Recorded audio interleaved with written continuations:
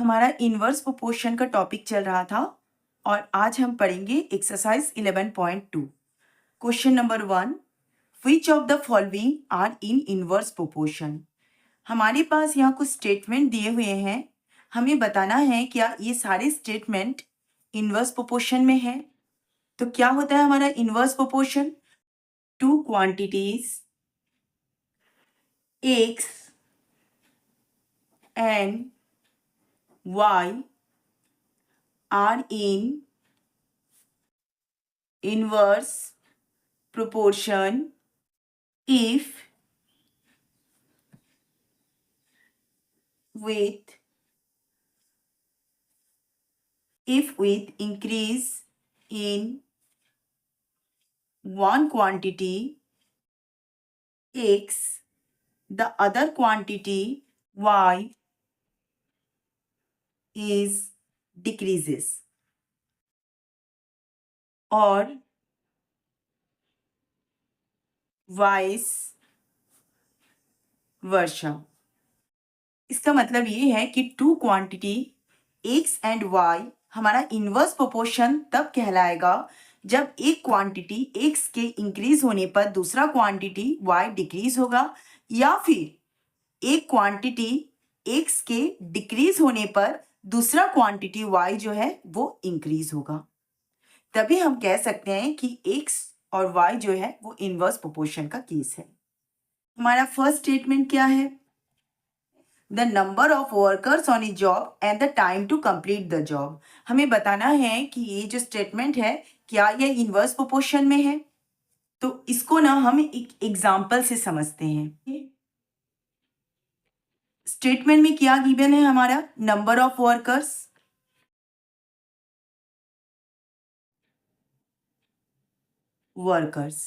और क्या दिया है?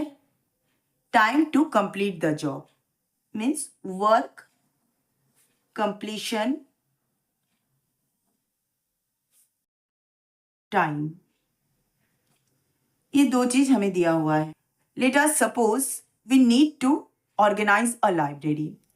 अब हम जानते हैं कि लाइब्रेरी में कितना काम होता है। अब अगर कोई एक बंदा, मीन्स नंबर ऑफ वर्कर्स हमने 1 ले लिया। अब अगर कोई एक बंदा लाइब्रेरी को ऑर्गेनाइज करता है तो मिनिमम उसे 10 डेज समय तो लगेंगे लाइब्रेरी को ऑर्गेनाइज करने में। तो हमने ये मान लिया कि एक वर्कर जो है लाइब्रेरी को ऑर्गेनाइज कर रहा है, तो उसे वर्क को कंप्लीट करने में 10 डेज समय लगा। अब अगर हम नंबर ऑफ वर्कर्स इंक्रीज कर दे, पहले एक बंदा काम कर रहा था, अब अगर नंबर ऑफ वर्कर्स 5 हो जाए तो उसी काम को कितने दिन में कंप्लीट करेगा? 2 डेज में कंप्लीट करेगा। अगर एक बंदा लाइब्रेरी को ऑर्गेनाइज करता है तो उसे मिनिमम हम मान के चलते हैं 10 दिन समय लगा। अगर वहां नंबर ऑफ वर्कर इंक्रीज हो जाए, 1 से 5 हो जाए, तो वही लाइब्रेरी का काम उन लोग 2 दिन में कर लेंगे।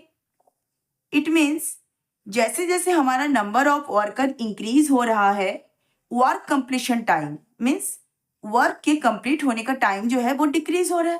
पहले 1 था तो वर्क कंप्लीट 10 दिन में हुआ, फिर जैसे नंबर ऑफ वर्कर इंक्रीज हो गया तो टाइम जो है वो घटकर 10 से 2 हो गया। मीन्स एक क्वांटिटी के इंक्रीज होने से दूसरा क्वांटिटी हमारा क्या हो गया? डिक्रीज हो गया। तो यही है ना हमारा इनवर्स प्रोपोर्शन। यही हमने अभी पढ़ा कि two quantities x and y are in inverse proportion if with increase in one quantity x the other quantity y is decrease. तो जैसे ही हमारा नंबर ऑफ वर्कर्स इंक्रीज हुए, वर्क कंप्लीशन टाइम हमारा कम हो गया। मीन्स एक क्वांटिटी के बढ़ने से दूसरा क्वांटिटी हमारा डिक्रीज हो गया। तो ये इनवर्स प्रोपोर्शन की कंडीशन को सेटिस्फाई कर रहा है। तो therefore number of workers on a job time to complete the job are in inverse proportion as the number of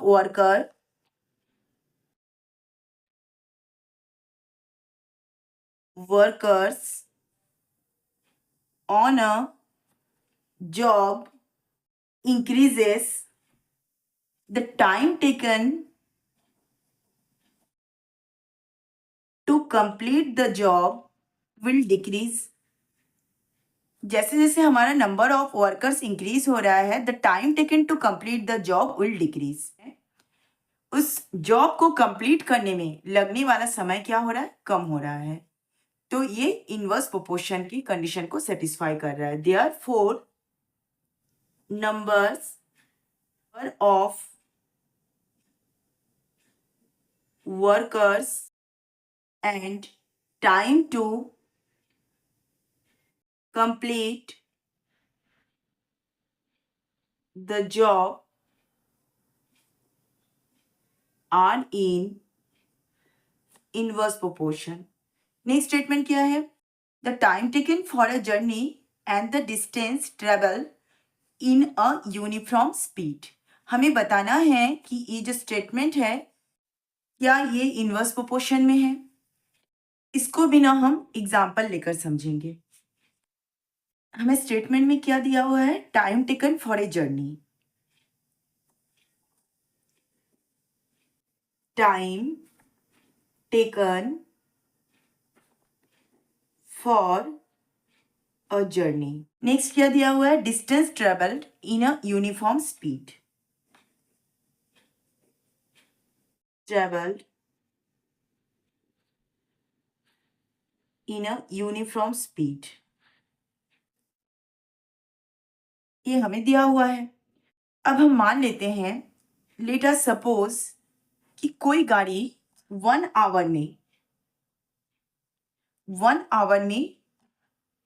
2 kilometre distance cover करती है अगर वो यूनिफॉर्म स्पीड से ट्रेवल करे। यूनिफॉर्म स्पीड मतलब क्या होता है? एक समान गति। तो अगर वो यूनिफॉर्म स्पीड से ट्रेवल करे तो वो 1 आवर में हम ये मान लेते हैं कि 2 किलोमीटर डिस्टेंस कवर करती है। अब अगर टाइम बढ़ जाए,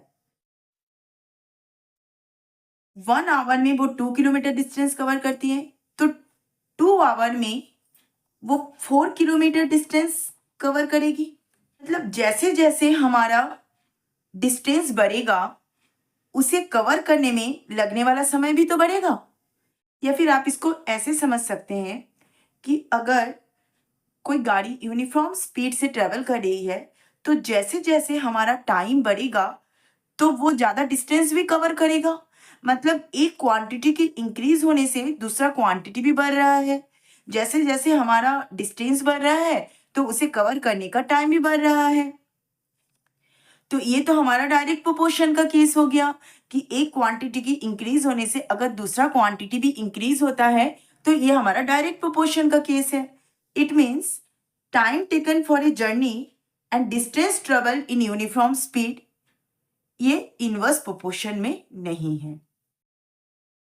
answer, as the time taken for a journey increases,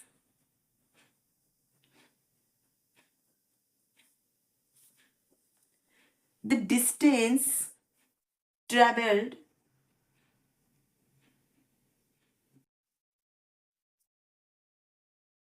in a uniform speed will also increase। जैसे जैसे टाइम इंक्रीज होगा डिस्टेंस भी ज़्यादा कवर करेगा, या फिर जैसे जैसे डिस्टेंस बढ़ेगा उसको कवर करने में लगने वाला समय भी बढ़ेगा। तो therefore time taken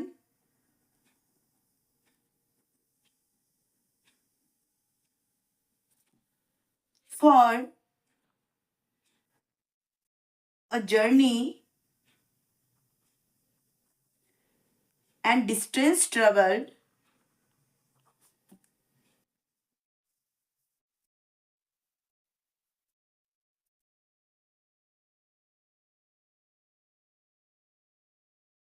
are not in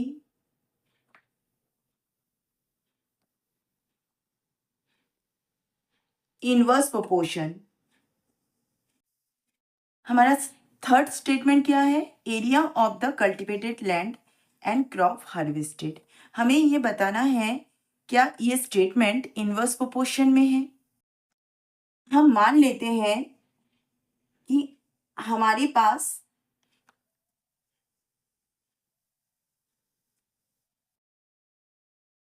बस इतने ही एरिया का कल्टीवेटेड लैंड है।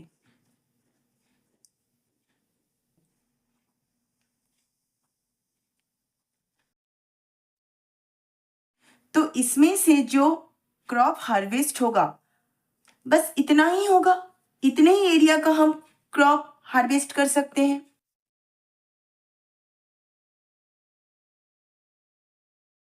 अब अगर मान लीजिए कि हमारा एरिया बढ़ जाए,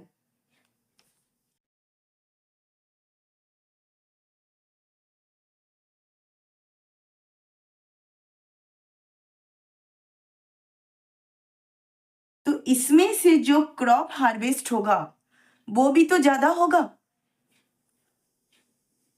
जब हमारा एरिया इतना सा था तो उसमें से जो क्रॉप हार्वेस्ट होता था वो बस इतना ही होता था। अब हमारा कल्टीवेटेड लैंड का एरिया बढ़ गया तो इसमें से जो क्रॉप हार्वेस्ट होगा वो भी तो ज्यादा होगा। मतलब जैसे जैसे हमारा area of cultivated land increase होगा तो जो क्रॉप हार्वेस्ट होगा उसमें से वो भी ज्यादा होगा। मतलब एक क्वांटिटी के इंक्रीज होने से दूसरा क्वांटिटी भी हमारा इंक्रीज हो रहा है। जब हमारा area of the cultivated land वो कम था तो उसमें से जो क्रॉप हार्वेस्ट हुआ वो भी कम था। जब हमारा कल्टीवेटेड लैंड का एरिया बढ़ गया तो उसमें से जो क्रॉप हार्वेस्ट हुआ वो भी ज्यादा हुआ। इट मीन्स एक क्वांटिटी के इंक्रीज होने से हमारा दूसरा क्वांटिटी भी इंक्रीज हुआ। तो ये तो हमारा डायरेक्ट प्रोपोर्शन का केस हो गया कि एक क्वांटिटी के इंक्रीज होने से अगर दूसरा क्वांटिटी इंक्रीज होता है या एक क्वांटिटी के डिक्रीज होने से दूसरा क्वांटिटी डिक्रीज होता है तो ये हमारा डायरेक्ट प्रोपोर्शन का केस कहलाता है। It means area of cultivated land and crop harvested are not in inverse proportion, क्योंकि इनवर्स प्रोपोर्शन का स्टेटमेंट तो ये है कि एक क्वांटिटी के इंक्रीज होगा तो दूसरा क्वांटिटी हमारा क्या होगा, डिक्रीज होगा। तो ये जो हमारा स्टेटमेंट है ये इनवर्स प्रोपोर्शन की कंडीशन को सेटिस्फाई नहीं करता है। Answer,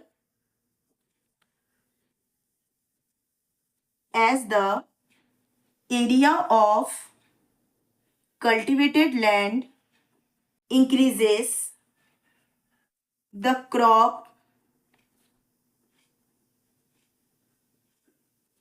harvested from it will also increase। जैसे जैसे हमारा कल्टीवेटेड लैंड का एरिया इंक्रीज होगा तो उसमें से जो क्रॉप हार्वेस्ट होगा वो भी हमारा इंक्रीज होगा। Therefore area of cultivated land and crop harvested are not in inverse proportion.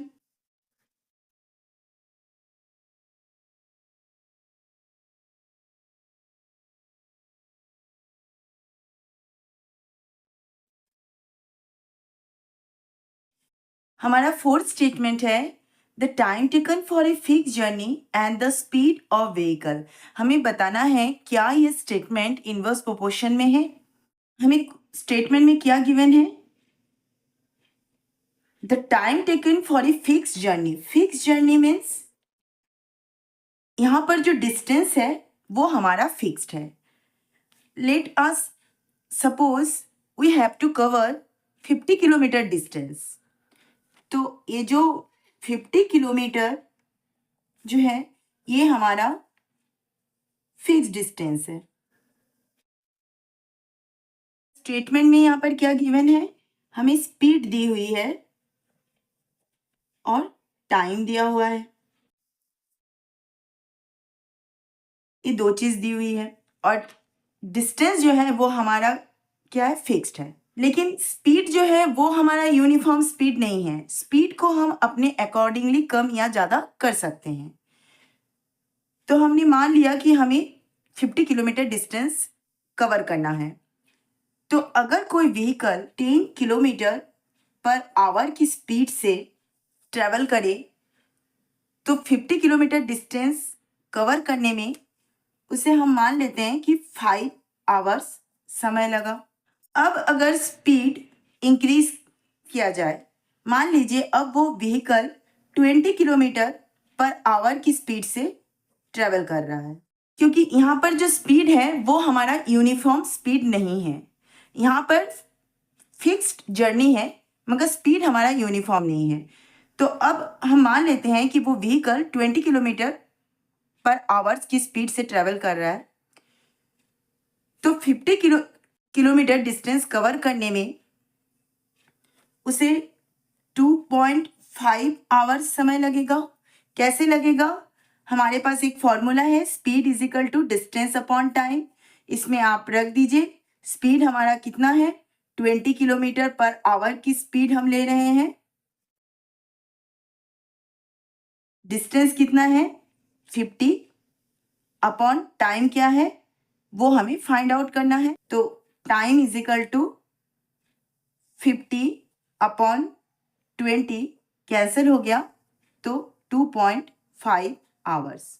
तो ये हमारा आ गया 2.5 hours.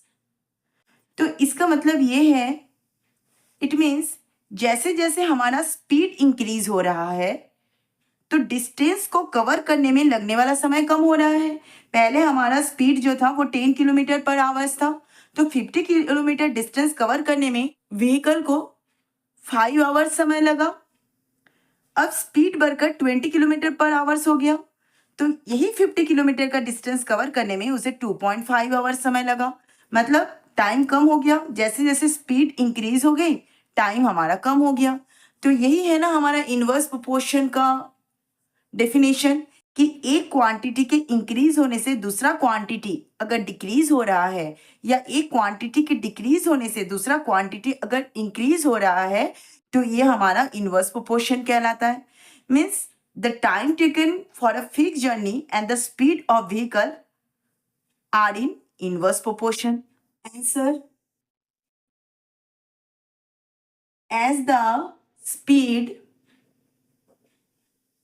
increases, the time taken to cover a fixed journey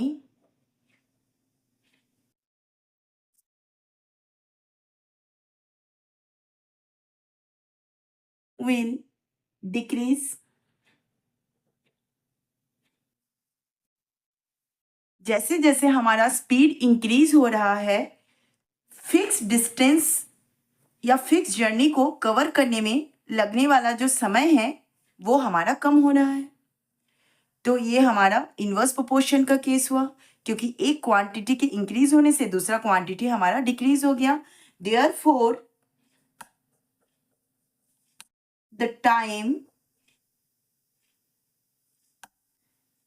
and speed are in inverse proportion।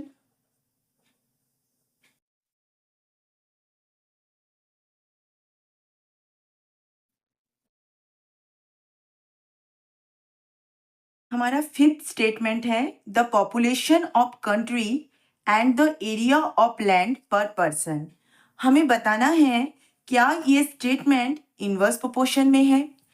हम सपोज कर लेते हैं कि हमारे पास एक 100 स्क्वायर मीटर का रूम है।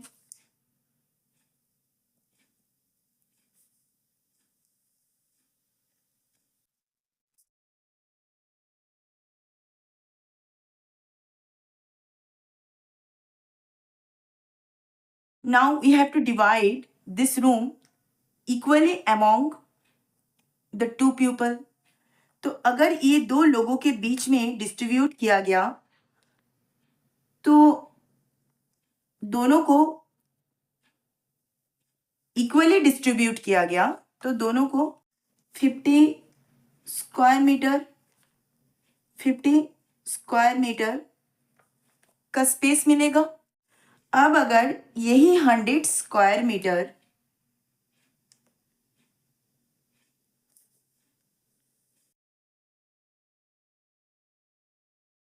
इसी 100 स्क्वायर मीटर रूम को 4 लोगों में डिवाइड किया गया, तो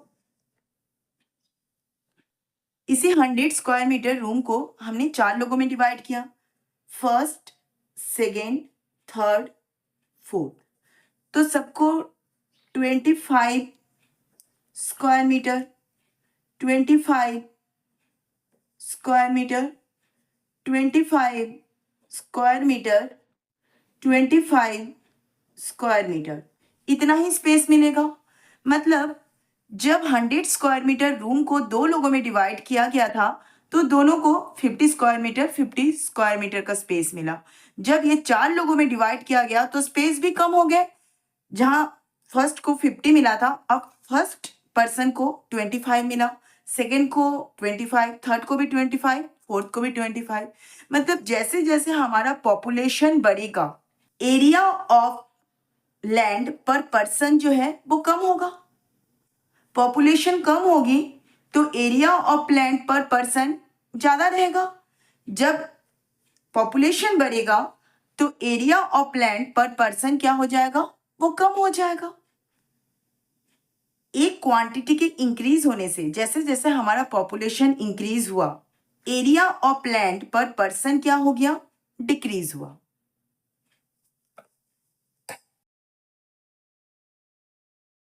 पॉपुलेशन जैसे ही इंक्रीज होगा, एरिया ऑफ लैंड पर पर्सन क्या हो जाएगा, डिक्रीज हो जाएगा। इट मीन्स एक क्वांटिटी के इंक्रीज होने से दूसरा क्वांटिटी हमारा डिक्रीज हो गया। तो यही है ना हमारा इनवर्स प्रोपोर्शन का डेफिनेशन, यही कहता है कि two quantity x and y are in inverse proportion if with increase in one quantity x the other quantity y is decrease or vice versa। Means इसका ऑपोजिट भी पॉसिबल है कि एक क्वांटिटी के डिक्रीज होने से दूसरा क्वांटिटी इंक्रीज होगा। ये जो हमारा स्टेटमेंट है, population of country and the area of land पर पर्सन, ये हमारा इनवर्स प्रोपोर्शन का केस है। जैसे जैसे कंट्री में पॉपुलेशन इंक्रीज होगी, एरिया ऑफ लैंड पर पर्सन, हर एक पर्सन के हिस्से में जो लैंड आएगा वो भी कम हो जाएगा। Answer, as the population of country increases, the area of land per person will decrease. Therefore, the population of country and the area of land per person are in inverse proportion. The population of country and area of land per person are in inverse proportion.